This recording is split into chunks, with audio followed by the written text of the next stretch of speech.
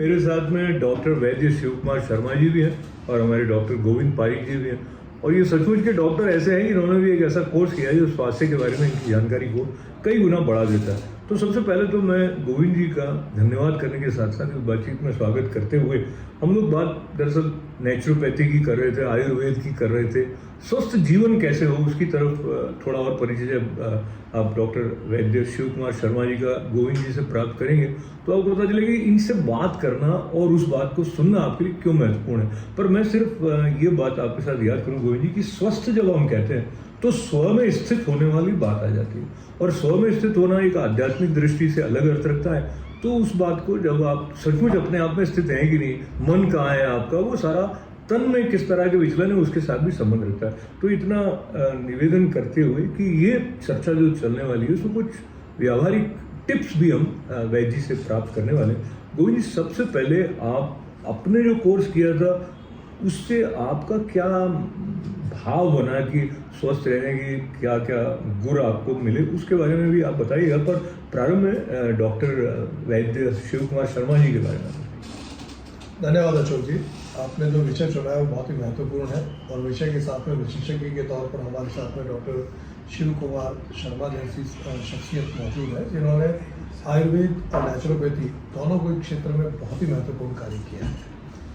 इन स्थितियों को देखते हुए और ख़ासतौर पर जिस बात की आपने जिक्र किया है स्वास्थ्य की जब परिभाषा की बात करते हैं, स्वयं में स्थित होना वो तो महत्वपूर्ण है ही है, लेकिन एक सबसे महत्वपूर्ण बात जो विश्व स्वास्थ्य संगठन ने भी कही है, शारीरिक, मानसिक और साथ में आत्मिक दृष्टि से, जिसको आध्यात्मिक दृष्टिकोण भी कहा जा सकता है, उस दृष्टि से अगर कोई व्यक्ति स्वस्थ है, न केवल शरीर से न केवल मन से बल्कि अपने अंतरात्मा से भी अगर वो स्वस्थ है तो उस व्यक्ति को स्वस्थ की परिभाषा में माना जाएगा। ये महत्वपूर्ण बात आपने बताई। अब मैं जस्ट हमारे साथ में शिव कुमार शर्मा साहब विराजमान है। आप आयुर्वेद के देश के विख्यात चिकित्सकों में से माने जाते हैं। आयुर्वेद के साथ साथ आपने योग और नेचुरोपैथी का भी अभ्यास किया और ये बात हम सब जानते हैं कि आयुर्वेद में से ही सारी प्रणालियाँ एक कहीं न कहीं किसी न किसी रूप में विकसित हुई है। तो जो नेचुरोपैथी है, प्राकृतिक चिकित्सा, वो भी आयुर्वेद का एक अंश रहा है। लेकिन आपने नेचुरोपैथी पर राष्ट्रीय स्तर पर अनेक संगठनों के साथ में आप सक्रिय हैं। आप स्वयं हनुमानगढ़ जिले में जिला आयुर्वेद अधिकारी रहे, उसके बाद योग और नेचुरोपैथी के साथ में आपका जुड़ाव रहा। वहाँ अपना एक इंस्टीट्यूट वहाँ संचालित करते हैं। साथ में जयपुर में भी एक सेंटर आपका है। आपको राजस्थान का जो श्रेष्ठ पुरस्कार मिलता है किसी भी सरकारी कर्मचारी को, सरकारी अधिकारी को, योग्यता पुरस्कार, तो वो योग्यता पुरस्कार आपको राज्यपाल के कर कमलों द्वारा प्राप्त है।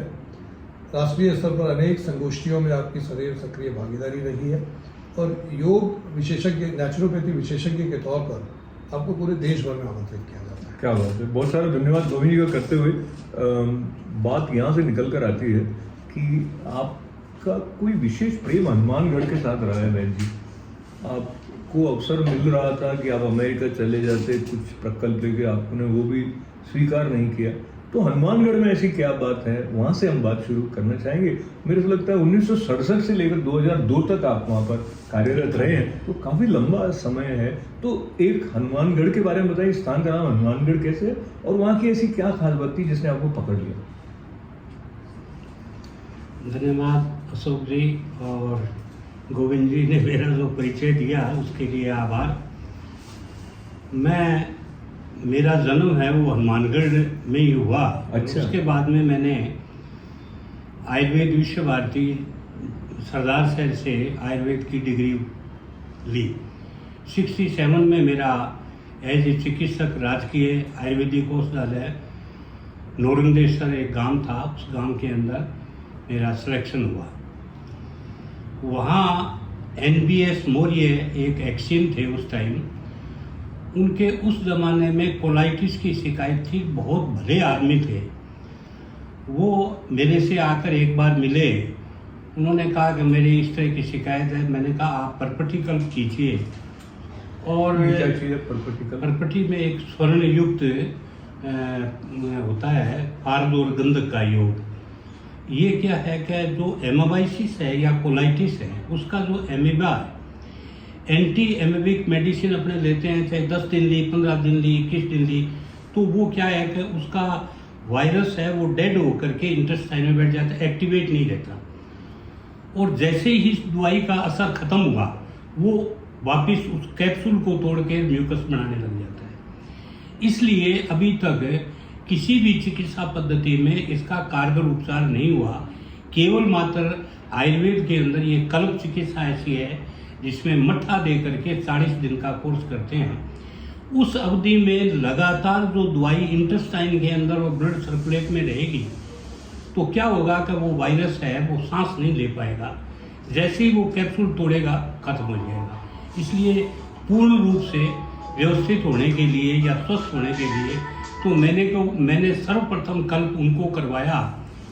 और मेरी वहाँ एक ज़मीन पड़ती थी, उस ज़मीन पे उन्होंने तो कहने लगे क्या पारिश्रमिक दें, तो उनके नीचे जो स्टाफ था उन्होंने कहा बैद जी की भूमि पड़ती है, पानी नहीं लगता।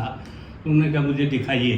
तो देख करके उन्होंने कहा इसमें तो आपके पानी नहीं लगता। तो राजस्थान कैनाल में उन्होंने डायरेक्ट आउटलेट जो गांव के लिए था उसमें मेरी भूमि संचित की। तो इस तरह से ये है। तो आयुर्वेद ने लिखा है सर्वमन्यत परित्यज्य शरीरम अनुपालयेत, सब काम छोड़ करके व्यक्ति को प्रथम प्राथमिकता स्वस्थ को शरीर को देनी चाहिए। धर्म अर्थ काम मोक्ष ये जो 4 ऐसनाएं हैं इन पे नीत है। अगर आपका शरीर ठीक नहीं है न आप धर्म कर सकते हैं, न कर्म कर सकते हैं, न आप परिश्रम कर सकते हैं। इसलिए ये जरूरी है। शरीर पर ध्यान रखने से आपका क्या अर्थ है, विशेष करके अगर व्यावहारिक ढंग से कि आप सुबह से शाम तक ये करो तो अच्छा रहेगा, ऐसा कुछ? देखो आयुर्वेद में विस्तृत रूप से दिनचर्या बताई है। दिनचर्या है, ऋतुचर्या है, इनका पालन करें। 3 चीज़ें आयुर्वेद ने मुख्य रूप से बताई है कि प्रातः उठ करके उषापान करें, जलपान करें। दोपहर में भोजन के बाद में तक्र का प्रयोग करें, मतलब? वो तक्र छाछ। और रात को सोते समय दुग्ध का करें। त्रिवी रोगों न जायते, इन 3 चीज़ों का व्यवस्थित उपयोग करने वाला व्यक्ति बीमार नहीं होगा। फिर आज के समय के अंदर हर चीज़ दूषित हो रही है, भूमि दूषित है, फल फ्रूट दूषित है, हमारा खाद्यान्न दूषित है। ऐसी स्थिति के अंदर कई बार मैं तो आश्चर्य करता हूँ कि ईश्वर ने इस शरीर को किस तरह से संरचना की है कि इतना स्लो पॉइजन हम प्रतिदिन लेने के बावजूद भी व्यक्ति जीवित है। और आज आप ये देखिए कि इनकी विषाक्तता की वजह से 70% लोगों के किडनी डैमेज हो रहे हैं, क्योंकि किडनी का काम है शरीर के दूषित चीज़ों को बाहर निकालना। और उसके अंदर जो एक छलनी होती है जिसको रेनल थ्रेशोल्ड कहते हैं, वो उसको छानने का काम करती है। उसके जो छेद हैं वो धीरे धीरे बंद हो जाते हैं। और है तो वो चीज़ क्या, चाहे क्रिएटिनिन हो, चाहे ब्लड यूरिया हो या और हो, वो चीज़ें वापस सर्कुलेट ब्लड के साथ करने लग जाती है। इसलिए ये किडनी वगैरह डैमेज होते हैं, नेफ्राइटिस हो जाती है। और है फिर स्वस्थ की परिभाषा में जैसे गोविंद जी ने अभी कहा कि शारीरिक और मानसिक स्वास्थ्य को पहले विश्व स्वास्थ्य संगठन ने मानसिक स्वास्थ्य पर इतना जोर नहीं दिया था, परंतु आयुर्वेद ने हजारों साल पहले स्वास्थ्य की परिभाषा में लिखा सम दोष है, समाग्निष्ठ है, सम धातु मलक्रिय, ये तो शारीरिक है। प्रसन्न आत्मेंद्रिय मन स्वस्थ इत्यादि दिए थे, जिनका मन इंद्रियां और मन इंद्रियां स्वस्थ होंगी वो मानसिक रूप से स्वस्थ होगा। ये वाकपित्त कफ में गोविंद आपकी समझ क्या कहती है, संतुलन होना चाहिए या ये प्राकृतिक रूप से ऐसा होता ही है कि किसी में ज्यादा कम? ईश्वर की जो संरचना मनुष्य की बनाई है उसमें वात, पित्त और कफ ये बिल्कुल संतुलित मात्रा में होती है। तीनों में साम्य अवस्था, जैसा अभी श्री वैद्य शिव कुमार शर्मा साहब ने बताया कि इन तीनों की साम्य स्थिति है तो व्यक्ति स्वस्थ है। लेकिन अगर इसमें असमानता उत्पन्न होती है, वात बढ़ गया तो वात रोग बढ़ेंगे, पित्त बढ़ गया पित्त रोग बढ़ेंगे, और कफ बढ़ गया तो कफ से संबंधित रोग बढ़ेंगे। और आपने बहुत अच्छी व्याख्या की है कि जब ये इसका शरीर में क्षेत्र को भी बता दिया कि कफ का या आपका ऊपर का जो श्वसन तंत्र और सारी चीज़ें, फेफड़े, ये सब कहीं न कहीं इन सब चीज़ों के साथ में संबंध है। जठराग्नि और वो सब, उनका सबका अपना संबंध है। वायु जब बढ़ जाती है तो उसका अपना वो है। लेकिन एक और महत्वपूर्ण बात जिसकी तरफ आपने संकेत किया था और आपने भी उसका बहुत अच्छे से संकेत किया है वो है कि आज के दौर में सबसे ज़्यादा बीमारियां लाइफस्टाइल डिजीजेज हैं। जो अगर हम आज के तरीके से देखते हैं, कुछ डिजायर तो संक्रामक है, कुछ असंक्रामक बीमारियां हैं। तो संक्रामक बीमारियां तो अपने जर्म्स के कारण और कीटाणुओं विषाणुओं के कारण उत्पन्न होगी, लेकिन जो गैर संक्रामक या संक्रामक बीमारियां हैं तो उनका वो लाइफस्टाइल डिजीज है वो बहुत तेजी से बढ़ रही है। चाहे वो हार्ट डिजीज हो, कैंसर हो, हाइपरटेंशन हो, डायबिटीज हो, ये मतलब जबरदस्त तेजी से बढ़ रही है पूरी दुनिया में, और भारत में भी बहुत तेजी के साथ में बढ़ रही है। और उसका मुख्य कारण हमारी लाइफस्टाइल का असंतुलित होना है। जैसा आपने बताया कि सुबह उठ करके उषापान करना, भोजन के बाद में छाछ का उपयोग, रात्रि काल में दूध का उपयोग, लेकिन आज के दौर में हम देखते हैं कि सुबह का उषापान की स्थिति आती ही नहीं है, क्योंकि बच्चे उठ ही दोपहर में रहे, सोने की निद्रा की अवस्था में दूध की अवस्था आ ही नहीं रही है। तो जो लाइफ का जो चक्र है, उस चक्र को जब अनियमित करते हैं तो अनेक रोगों का कारण बनता है। तो आपके साथ बैठे हैं, मुझे पता नहीं क्या ऐसा विश्वास हो रहा है वैद्य जी आपके माध्यम से, जो सूचनाएं और जो सेवा आपने की है वो भी, और जो आपका ज्ञान है, तो कई लोग इस बारे में थोड़ा और अधिक सजग होंगे कि जीवन को कैसे अपनाएं कि स्वस्थ रहें।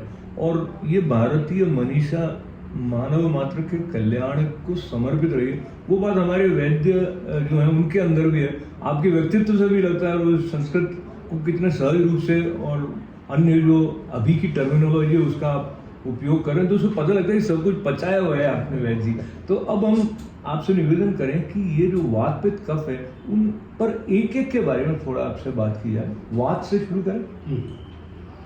पहले तो मैं आयुर्वेद ने जो चिकित्सा सूत्र इन तीनों का दिया है, शरीरा नाम दोषा नाम क्रमेण परमोषधि वस्ति विरेको वमनम तथा तेल घृत मधु। देखिए कि शरीर के 3 दोष है, इन 3 दोषों का उपचार लिखा होना है। वस्ति एनिमा, विरेचन उल्टी करना, विरेचनम पित्त हराणाम श्रेष्ठ है।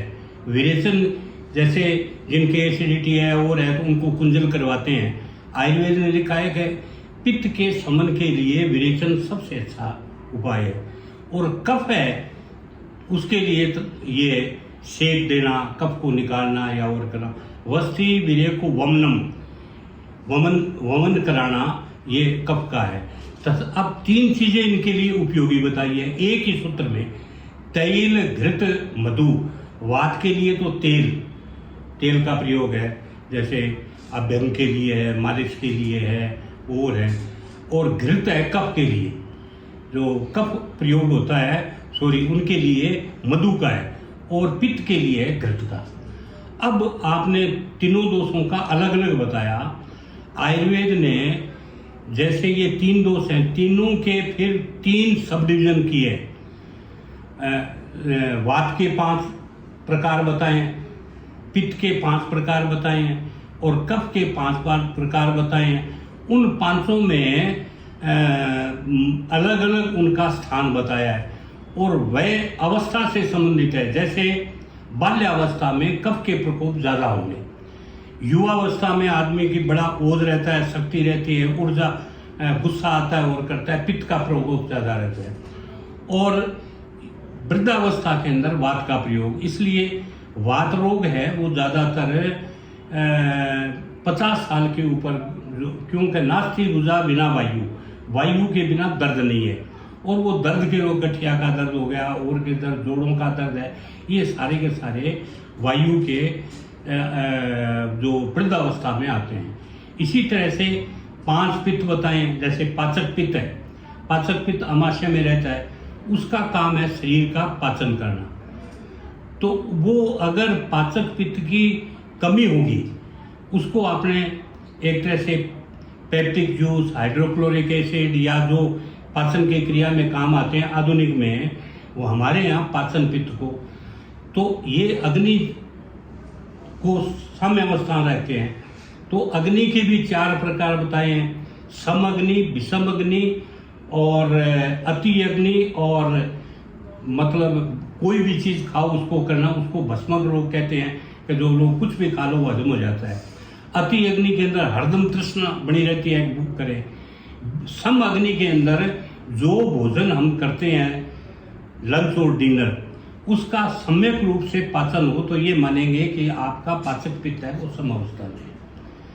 तो ये जो 5-5 भेद बताए, 500 के 5 स्थान हैं और उनको एक दूसरे से सामंजस्य करके उसको सम अवस्था में रखना ही प्राकृतिक चिकित्सा का सिद्धांत है। क्योंकि प्राकृतिक चिकित्सा ये कहती है कि रोग एक, निदान एक, चिकित्सा एक। अलग अलग कोई बीमारी नहीं है। शरीर के अंदर जिस स्थान के ऊपर विजातीय पदार्थ जाकर के रुक जाते हैं और उनके अंदर रक्त का संचरण नहीं होता, वो अवयव निष्क्रिय हो जाता है। तो सिर्फ आपको ये करना है कि जो जहाँ टॉक्सिन्स रुका हुआ है, मल और विजातीय पदार्थ वहाँ रुके हुए हैं, उनको आप उद्वेलित करके बाहर निकालिए किसी तरह से और उस अवयव का रक्त संचरण बढ़ा दीजिए। जैसे रक्त संचरण बढ़ाने के लिए हमारे यहाँ लपेट का काम है, ठंडी और गर्म पट्टी। तो ठंडी पट्टी से जो ब्लड का सर्कुलेशन है, उसके जो ये वेसल्स हैं वो सिकुड़ती हैं और ऊपर गर्म पट्टी है, उससे गर्मी से वो फैलती है। तो सिकुड़ने और फैलने से क्या होता है कि वो चीज़ें जो रुका हुआ है ओवरस्ट्रक्शन रुक जाती है। जैसे हार्ट डिजीज के अंदर है, हार्ट डिजीज में आजकल ये ब्लॉकेज का बहुत चल गया। तो ब्लॉकेज एक्चुअल में क्या है कि ये जो पित्त का विदग्ध रूप है, वो क्या है कि ब्लड के साथ सर्कुलेशन करने कोरोनरी आर्टरीज के अंदर जाके ब्लॉकेज कर दे, रुक जाता है एक तरह से। उसको एक तरह से एलडीएल कोलेस्ट्रॉल मानते हैं कि जो एक तरह विषाक्त जो कोलेस्ट्रॉल है, उसी को हमारे यहाँ पित्त मानते हैं, वो वहाँ रुक जाता है। तो उसको निकालने के लिए ऐसी प्रक्रिया, ऐसी औषधियाँ बहुत हैं। ऐसा अभी तो मैंने 5-7 बीमारों पर इसका परीक्षण किया है। स्थानीय रूप से एक लेप है, उस लेप को अगर स्नान करने के बाद में लगा दिया और सारी रात रहे, दूसरे दिन स्नान से पूर्व उसको खोल दो, फिर लगाओ, 1 हफ्ते उसको करो। उसके अंदर औषधि ऐसी है कि वो एक तो इसमें क्या होता है कि हार्ट की कोरोनरी आर्टरीज हैं, वो अवस्था के हिसाब से उनमें स्टिफनेस आ जाती है। वो जो जकड़ाहट आती है, क्योंकि अगर उसमें स्टिफनेस नहीं होगी तब तो वो संकोच प्रसारित होती रहेगी, छोटा मोटी कोई चीज़ है तो उसको बाहर फेंक देगी। परंतु धीरे धीरे जब उसमें लचीलापन कम आ जाएगा तो वो रुकावट को बाहर नहीं निकाल सकती। तो उस लेप से एक तो उसमें लचीलापन आता है, दूसरी चीज उसमें इस तरह के तत्व हैं जो वहाँ के तत्व हैं ऐसे जमगे, उसको एक तरह से लुब्रिकेट करके और उसको बाहर निकालने का प्रयास करेंगे। तो ऐसी बहुत आयुर्वेद के अंदर हृदय रोग, अभी मैं पतंजलि के अंदर क्या हुआ कि पतंजलि वालों ने एक कैंप लगाया हनुमानगढ़ में। तो उसमें जो उनके कार्यकर्ता आए, तो एक धनाढ्य परिवार थी महिला, किसी ने बताया कि ये वैद्य के प्रभाव में ये पैसा दे देगी, वो मेरे पास आएगा, आप ये विकलांग का हम कैंप लगा रहे हैं तो आप इसमें आइए। मैंने उनसे जाके निवेदन किया, खैर उन्होंने एक समाज उपयोगी काम, उन्हें पैसा दे दिया। तब वो मेरे से कहने लगे कि आप हमारे साथ जुड़िए, आप हरिद्वार आइए और करिए। तो मैंने कहा देखो हरिद्वार का ऐसा है कि स्थायी रूप से मैं आपके यहाँ आ नहीं सकता, आप कोई शिविर लगाएं या और करें। तो उसके अंदर मैं अपनी सेवा 5 दिन के लिए, 10 दिन के लिए, तो आपकी क्या मांग होगी? मैं को मेरी कोई मांग नहीं, मैं आपसे आने जाने किराया लूँगा और मैं वहाँ रहने की व्यवस्था अच्छी हो, भोजन की व्यवस्था। आप अच्छा काम कर रहे हैं तो मैं मेरे मतलब इसमें सहयोग करके मुझे प्रसन्नता होगी। खैर मैं गया, वहाँ मेरे कुछ परिचित मिल गए, तो उनको मैं बहुत ज़्यादा सुयोग्य नहीं मानता था, नए लड़के थे। तो मैंने कहा आप यहाँ क्या कर रहे हो? कि जी हम तो यहाँ चिकित्सा के इन्होंने लगा रखा है और है। तो अब उसी हृदय रोग के बारे शिविर में मेरे को बुलाया था। तो मैंने कहा भी बोलो इसमें हमें तो ये है कि जितनी हमारे कैटलैग में दवाई है वही दवाई लिखनी है, कोई हो चाहे कितनी दवाई और है, महंगी सी दवाई हो, सस्ती से सस्ती दवाई और है। तो मैं कहा आपने हृदय आयुर्वेद ने 5 तरह के हृदय रोग बताए, वात पित्त कफ सन्निपातज और कृमिज हृदय रोग माना है। तो कृमिज हृदय रोग के अंदर तो इसमें कोई है ही नहीं कि जी इतना एनालिसिस करने की आवश्यकता नहीं है। बीमार आया, उसने बताया मेरे लिए दर्द रहता हो रहा है, तो आप तो उसको प्रभाकर, वैद्यवा चिंतामणि या चतुर्मुख रस इस तरह की औषधि लिख दो, दोबारा तो कोई आता नहीं। तो कहने का मतलब ये है कि इस चरक और सुश्रुत ने इतना वाइड नॉलेज दिया है।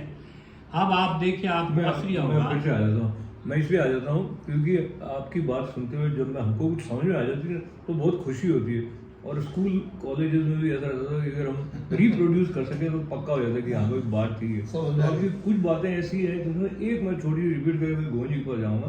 तो आपने ये बताया कि कोई जो विजाति है का मतलब that which doesn't belong to that particular spot, वो वहाँ पे आके जमा हो गया, तो जो ब्लड फ्लो है वो उसके कारण रुक गया। तो फिर आपने बाहर से कुछ लपेट कहते हैं उसको, लपेट, तो लपेट शब्द बड़ा ही पैक हाँ पैक है, हाँ लपेट है, hot and cold pack, hot and cold pack है। तो ये हॉट एंड कोल्ड पैक हो जाता है, उससे अंदर का जो थोड़ा बहुत परिवर्तन होता है तो वो विजातीय पदार्थ को स्टिमुलेट करके और उसको बाहर निकालने का प्रयास। तो अब थोड़ा मैं सोच भी रहा था कि इस तरह की स्थिति हार्ट के लिए हो सकती हो, जैसा मुझे लगता है आपकी बात से कि इसकी संभावना है, आपने कोई दवाई लगाई तो ऐसा हो। इस पर जितना अधिक शोध होना चाहिए और जितना सर्वमान्य जो जनता को सुलभ होना चाहिए, उस पर शायद अभी तक ऊर्जा समन्वित नहीं हो पाई। हालांकि इतना वो आयुर्वेद संस्थान और बहुत कुछ आयुष मंत्रालय और ये सब है, मुझे लगता होगा धीरे धीरे। गोविंद, मैं आपको बस, क्योंकि आपने थोड़ा अध्ययन भी किया है और आपने वो हृदय रोग संबंधी लोगों का भी आपने सुना भी है, खुद ने वैन किया है, तो आपको लगता है ये संभावना होगी? और हाँ, मैं दूसरी बात जोड़ा था खास आपसे आने के पहले, क्या है कि जो ये एलोपैथी की दवाइयाँ हैं ना वैद्य जी, उनके साथ में जो खर्चा जुड़ गया है तो उसके साथ में एक पूरा मार्केटिंग का साइकिल बन गया गोविंद जी। फिर ऐसा हुआ कि अगर ये समझो 5 लाख रुपए या 3 लाख रुपए में ऑपरेशन की जगह पे वैद्य जी के पास जाएंगे, 20,000 में काम हो जाएगा और चाहे ठीक हो जाएगा, तो भी वो लोग सोचेंगे नहीं इसको आप स्वीकार ही मत करो, इसको मान्यता ही मत दो। इसके बारे में भी थोड़ा अपनी टिप्पणी देते हो, फिर आप वैद्य जी के पास। अशोक जी, आपने बहुत अच्छा मुद्दा लिया है। आज के दौर में मेडिकल साइंस बहुत अच्छा काम कर रही है, इसमें कोई दो राय नहीं है। बहुत अच्छा काम, सर्जिकल बहुत बढ़िया, सर्जिकल बहुत अच्छा किया है, इसमें कोई दो राय नहीं है। हम सब कुछ इतनी बारीक बारीक जो भी शरीर के अंग प्रत्यंग है उन सब में बहुत गहराई तक घुस करके उनकी बीमारियों का निदान कर रही है, इसमें कोई दो राय नहीं। लेकिन अगर हम आयुर्वेद की बात करते हैं कि भारत तो आयुर्वेद का जनक है, अगर अब सही मायने में बात की जाए तो विश्व को भारत की सबसे बड़ी देन में से एक देन आयुर्वेद भी है, सबसे बड़ी देन है आयुर्वेद। और आयुर्वेद का अंश योग और नेचुरोपैथी, वो उसी का स्वरूप में एक साथ पूरे विश्व में विख्यात है। लेकिन महत्वपूर्ण बात जो चरक और सुश्रुत की आपने की है, आज के हजारों वर्ष पूर्व उन्होंने उन बीमारियों का जिक्र कर दिया अपने आयुर्वेद के ग्रंथों में जिनकी परिकल्पना हम आज भी नहीं कर पा रहे। ऐसी बीमारियां हैं जिनका हमने नामो निशान नहीं सुना, जो अब अचानक आ रही है और आने के बाद पता लगता है कि इनके बारे में भी चरक और सुश्रुत ने अपनी सुश्रुत संहिता में कोई बात है, चरक संहिता में बात है, अलग अलग तरीके से। और सुश्रुत को तो ये माना ही जाता है कि वो सर्जरी के जनक थे, तो उन्होंने सर्जरी उस दौर में शुरू कर दी थी जब सर्जरी, तो आधुनिक विज्ञान तो सर्जरी पिछले 200 सालों की, 200 साल मान लो। तो हम अभी इस विमर्श को संपन्नता की तरफ ले जाएं, उससे पहले एक अंतिम प्रश्न आपसे विशेष रूप जो कि कुछ प्रैक्टिकल टिप्स हमारे दर्शकों में से जिनको लगे कि मेरा तो कफ ज़्यादा है, तो वैद्य जी क्या सलाह देंगे कि वही है, इसी प्रकार से जिनका वात या पित्त या जो है, तो वो थोड़ा संक्षेप बताएं, फिर इस श्रृंखला को हम जारी रखेंगे जी। जैसे किसी को खांसी है या और है, कफ का प्रकोप है, तो मुलेठी का चूर्ण थोड़ा लेके गर्म करके उसमें शहद मिला करके ले, खांसी ठीक होगी। तुलसी है, अदरक है, इनका प्रयोग करें तो कफ के विकार ठीक होंगे। पीपल, छोटी पीपल आती है और पीपल को रात को भिगो दें, दूध में भिगो दें, सबसे आसान है पानी में 2 पीपल, उनको चबा करके खा करके और ऊपर से मुनका 10-5 भिगोई हुई हो वो चबा लें, तो ये जितना भी लैरिंग्स में और में कफ है या मतलब इनमें सोजन आ गई जो कफ का सेक्रेशन करती है तो वो ठीक हो जाएगा। बहुत इसी तरह से पित्त है, तो पित्त बढ़ा हुआ है, उसके अंदर एक तो लौंग का बहुत अच्छा प्रयोग है कि लौंग की ऊपर की टोपी है उसको उतार करके दांतों से थोड़ा क्रश करके होठ और दांतों के बीच में रखे, रात को सो जाए, उसका सेक्रेशन जैसे जैसे अंदर जाएगा वो पित्त को न्यूट्रलाइज करेगा। इसके अलावा ये अपने शीशम के पत्ते हैं, शीशम के पत्ते और जीरा इनको मिला करके रगड़ करके इसका भुंजिया लीजिए तो वो भी पित्त को न्यूट्रलाइज करती है। और खास करके रात को मुनक्का भिगो करके सुबह ले पपीता लेवें या और करें, ऐसी चीज़ें हैं जो चीज़ें पित्त का शमन करती हैं। वायु है वो वायु के शमन के लिए अपने को इस तरह की, क्योंकि वायु के जो लक्षण है रुक्ष शीतो लघु चंचलो अथ विसर्ग है, रुक्षता चंचलता ये इसके वायु के गण है। जैसे तेजवान में अपने चलते हैं वायु बढ़ेगी, रुक्षता होगी तो वायु बढ़ेगी। इसके विपरीत बादल हों, पूर्वाई हवा चलती है तो दर्द बढ़ जाएगा रोगी का। इनके शमन के लिए, वायु के शमन के लिए सबसे बड़ा है हॉट फोमेंटेशन। हॉट फोमेंटेशन का प्रयोग किसी तरह के दर्द वाले स्थान पे अपने सेक करें और करें। खाने के लिए हमें अदरक है, लहसुन है, बैंगन है या ऐसी चीज़ें लेनी चाहिए जो चीज़ शरीर के अंदर उष्णता पैदा करे। सर ये अभी जो प्रश्न उठा अगर नई बीमारी और है, चरक ने बड़ा सुंदर लिखा है, पुराना विलीना संते नवीना प्रादुर्भाषते। पुरानी बीमारियां धीरे धीरे विलुप्त हो जाएंगी और नई बीमारियां नए नए रूप में पैदा हो जाएगी। तो कितनी बड़ी उनकी एक सोच थी।